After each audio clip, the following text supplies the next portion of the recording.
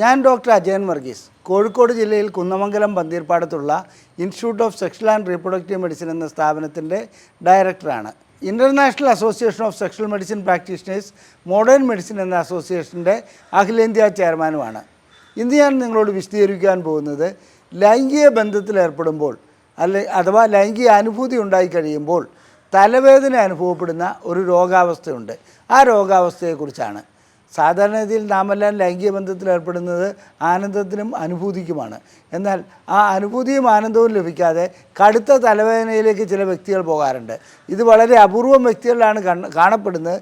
എന്നിരുന്നാലും ജീവിതത്തിൽ എപ്പോഴെങ്കിലും ഇങ്ങനെ ഒരു അവസ്ഥ ഉണ്ടായിട്ടുള്ള വ്യക്തികൾ അത്ര വിരളമൊന്നുമല്ല.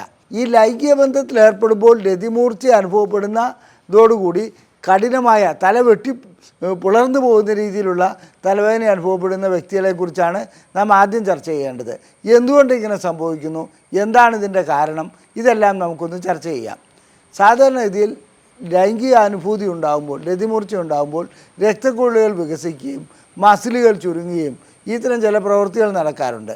നമ്മുടെ തലച്ചോറിലുള്ള ചില രക്തക്കുഴലുകൾക്ക് ഈ വികാസത്തോടു കൂടി അതിൽ അനൂറിസം അഥവാ അതൊരു കട്ടി കുറഞ്ഞ ഭാഗത്ത് ഒരു ബലൂൺ പോലെ വീർത്ത് നിൽക്കുന്ന അവസ്ഥ ഉണ്ടാകാറുണ്ട്. ഇത് കുറച്ചുകൂടി വികസിക്കുന്നതുകൊണ്ടായിരിക്കാം തലവേദന ഉണ്ടാകുന്നതെന്ന് അനുമാനിക്കപ്പെടുന്നുണ്ട്. അതുപോലെ തന്നെ ചില വ്യക്തികളുടെ തലച്ചോറിനകത്തുള്ള രക്തക്കൊള്ളുകൾ, അതായത് രക്തം പോകുന്നതും രക്തം വരുന്നതുമായ കൊള്ളുകൾ തമ്മിൽ സാധാരണഗതിയിൽ കാണപ്പെടാത്ത രീതിയിൽ ചില ബന്ധങ്ങളുണ്ടാകാറുണ്ട്. അങ്ങനെ അതിന് ആർട്ടീരിയോ വീനസ് മാൽഫോർമേഷൻ എന്നാണ് പറയുന്നത്. അങ്ങനെ കാണപ്പെടുന്ന വ്യക്തികൾക്കും തലവേദന കാണപ്പെടുന്നു. ഇതുകൂടാതെ ചില അണുബാധ ഉണ്ടാകുകയാണെങ്കിൽ സ്പൈനൽ ഫ്ലൂയിഡിൽ, അതായത് നമ്മുടെ തലച്ചോറിനകത്തുള്ള നട്ടലിനകത്തുള്ള ഒരു ഫ്ലൂയിഡാണത്.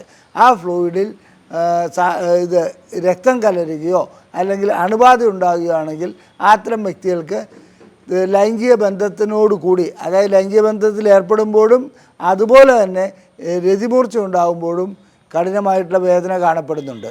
അപ്പോൾ ഈ വേദന എത്ര സമയം നിലനിൽക്കും? ചിലർക്ക് 2-3 മിനിറ്റ് അല്ലെങ്കിൽ 1 മിനിറ്റിൽ താഴെ മാത്രമേ ഈ വേദന നിലനിൽക്കാറുള്ളൂ. അതങ്ങനെ അങ്ങ് മാഞ്ഞു പോവും, പ്രശ്നങ്ങളൊന്നുമില്ലാത്ത രീതിയിൽ പോകാറുണ്ട്. എന്നാൽ ചില വ്യക്തികൾക്ക് അങ്ങനെയല്ല, ഇത് 2 ദിവസത്തോളം അസ്വസ്ഥത ഉണ്ടാക്കുന്ന രീതിയിൽ തലവേദന കാണപ്പെടുന്നുണ്ട്. ചിലർക്ക് പ്രൈമറി ഹെഡേക്ക് ആയിട്ടാണ് ഇത് കാണപ്പെടാറുള്ളത്. അതായത് ലൈംഗിക ബന്ധത്തിൽ ഏർപ്പെടുന്നതോടുകൂടി തലവേദന ഉണ്ടാകുന്നു. അതിന് പ്രത്യേകിച്ച് കാരണങ്ങളൊന്നുമില്ല. അത് മൈഗ്രെയിൻ പോലെയുള്ള ഒരു തലവേദനയായിട്ടാണ് നാം അതിനെ കണക്കിലെടുക്കാറുള്ളത്. മൈഗ്രെയിൻ പോലെയുള്ള തലവേദന ഉണ്ടാകുന്നതിന് ആ രീതിയിലുള്ള ചികിത്സ വഴിക്ക് അതിന് പരിഹാരവും ഉണ്ടാക്കാൻ കഴിയാറുണ്ട്. ചില വ്യക്തികൾക്ക് പ്രൊപ്പനോൾ, അതായത് ബീറ്റാ ബ്ലോക്കേഴ്സ് ഗണത്തിൽപ്പെട്ട ഗുളികകൾ നൽകുകയാണെങ്കിൽ അതായത് ലൈംഗികമായിട്ടുണ്ടാകുന്ന ഇത്തരം തലവേദനകൾക്ക് ഒരു പരിഹാരമായി മാറാറുണ്ട്. ഒരു കാര്യം ഓർക്കണം, എല്ലാ ബീറ്റാ ബ്ലോക്കേഴ്സും ലൈംഗിക ശേഷി കുറയ്ക്കുന്ന, മിക്ക ബീറ്റാ ബ്ലോക്കേഴ്സും ലൈംഗിക ശേഷി കുറയ്ക്കുന്ന ഒന്നാണ്. അതുകൊണ്ട് പ്രൊപ്പനോൾ തുടങ്ങിയ ഗുളികകൾ കണ്ടിന്യൂസ് ആയിട്ട് കഴിക്കുകയാണെങ്കിൽ ലൈംഗിക ശേഷി നഷ്ടപ്പെടുന്ന ഒന്നാണ്. ഇനി മൈഗ്രെയിൻ പോലെയുള്ള തലവേദന അനുഭവപ്പെടുന്ന വ്യക്തികൾക്ക് ഇത്തരം ലൈംഗിക ബന്ധത്തിന് ശേഷമുണ്ടാകുന്ന തലവേദന കൂടുതലായി കാണപ്പെടുന്നുമുണ്ട്. ലൈംഗിക ബന്ധത്തോടു കൂടിയുള്ള തലവേദന 2 തരത്തിലുണ്ട്. ഒന്ന് ലൈംഗിക ബന്ധത്തോട് ആരംഭിക്കുന്നത് മുതൽ അവസാനം വരെ മെല്ലെ കാണപ്പെടുന്ന തലവേദന, വളരെ കുറഞ്ഞ രീതിയിൽ കാണപ്പെടുന്ന തലവേദന.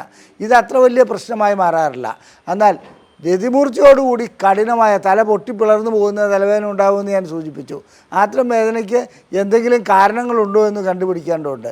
ഈ 2 ഗണത്തിലുള്ള തലവേദനയായാലും അതിൻ്റെ കാലം എത്രത്തോളം നിൽക്കുന്നുണ്ട്, അതായത് 2 മിനിറ്റാണോ അതെയോ 2 ദിവസമാണോ, ഇതൊക്കെ നാം കണക്കിലെടുത്ത് ഡോക്ടറെ സമീപിക്കുന്നതാണ് ഏറ്റവും നല്ലത്. കണ്ടിന്യൂസ് ആയിട്ട് തലവേദന നിൽക്കുകയാണെങ്കിൽ, അതായത് ഒരു 2 മിനിറ്റ് കൂടുതൽ നിന്ന് ചിലപ്പോൾ 2 ദിവസത്തേക്ക് കൂടി പോകുന്ന തലവേദനയാണെങ്കിൽ തീർച്ചയായിട്ടും ഡോക്ടറെ കാണണം. അപ്പോൾ ഇതിന് പരിശോധനകൾ എന്തെല്ലാമാണ് ചെയ്യാറുള്ളത്? സാധാരണഗതിയിൽ MRI സ്കാന്, CT സ്കാന്, അതുപോലെ ലംബാർ പങ്ക്ചർ, അതായത് സ്പൈനൽ ഫ്ലൂയിഡിൽ എന്തെങ്കിലും രക്തം കലർന്നിട്ടുണ്ടോ, അത്തരം കാര്യങ്ങളൊക്കെ പരിശോധിച്ച് കണ്ടുപിടിക്കേണ്ടതുണ്ട്. അതിന് ഗുരുതരമായ അത്തരം പ്രശ്നങ്ങളുണ്ടെങ്കിൽ അതിനുള്ള പരിഹാര മാർഗവും ചികിത്സയും അതോടനുബന്ധിച്ച് നടത്തേണ്ടതുമുണ്ട്. നിസ്സാര സംഭവമാണെങ്കിൽ, പ്രൈമറി ഹെഡേക്ക് ആണെങ്കിൽ ഭയപ്പെടേണ്ടതില്ല. അത് വന്നതുപോലെ തന്നെ അങ്ങോട്ട് പോകാറുണ്ട്, ഗുരുതരമായ പ്രശ്നങ്ങൾ ഉണ്ടാക്കാറില്ല. ഇനി സ്ത്രീകൾക്കാണോ പുരുഷന്മാർക്കാണോ കൂടുതലായി ലൈംഗികമായി തലവേദന ഉണ്ടാകാറുള്ളത്? അതായത് ലൈംഗിക ബന്ധത്തിൽ ഏർപ്പെട്ട് കഴിയുമ്പോൾ കൂടുതലായി തലവേദന ഉണ്ടാകാറുള്ളത് പുരുഷനാണോ സ്ത്രീക്കാണോ? സ്ത്രീകൾക്ക് താരതമ്യേന ഇത് കുറവാണ്, പുരുഷനിലാണ് ഇത് കൂടുതലായി കണ്ടുവരുന്നത്. ഇതിൻ്റെ കാരണം എന്താണെന്നുള്ളത് വ്യക്തമല്ല. എന്നിരുന്നാലും പൊതുവെ അങ്ങനെയാണ് റെക്കോർഡുകൾ വ്യക്തമാക്കുന്നത്. ലൈംഗികമായിട്ട് ഈ തലവേദനകൾ കാണുകയാണെങ്കിൽ, അതായത് ബന്ധപ്പെട്ടതിന് ശേഷമോ ബന്ധപ്പെട്ടുകൊണ്ടിരിക്കുമ്പോഴോ തലവേദന കാണുകയാണെങ്കിൽ അത് ചികിത്സയ്ക്ക് വിധേയമാക്കേണ്ട ഒരു കാര്യമുണ്ട്.